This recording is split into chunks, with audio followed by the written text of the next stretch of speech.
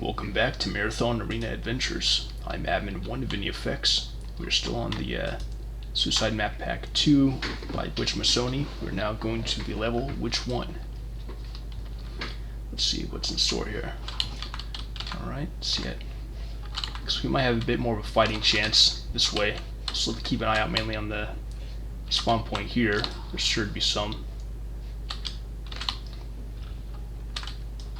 But it's not so frequent that we have to constantly race right out of the gate.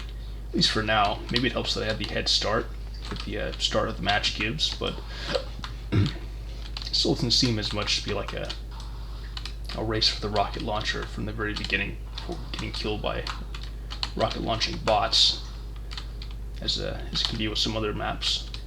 But it does seem as though the winning strategy is more or less to dodge camp, as it were, strafe camp.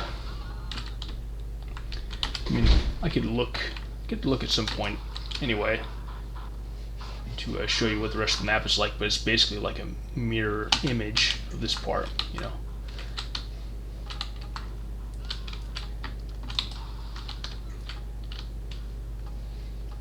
And because Butch Massoni basically broke down to the core a lot of different sorts of basic situations that you could be in like a multiplayer context, and just made dozens of maps based on those concepts, like at their very core. And I imagine the idea was to have lots of short matches like I've been having in a quick succession to like explore different possibilities, and that's, you know, been an inspiration of mine when making my own maps.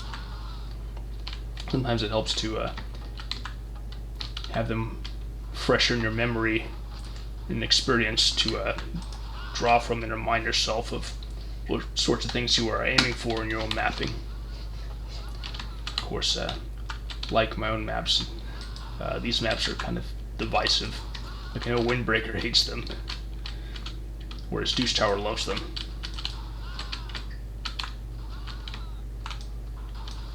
But anyway, yeah, it looks like we've basically already explored the whole map. You get the idea. Interesting how they're sort of uneven in some ways, as if to give some incentive, however ultimately illusory, about which of the rooms to prioritize based on this or that trait, namely the size of the rooms, the angles behind which you can hide, the length of the hallway leading to them, more specifically the staircase hallway.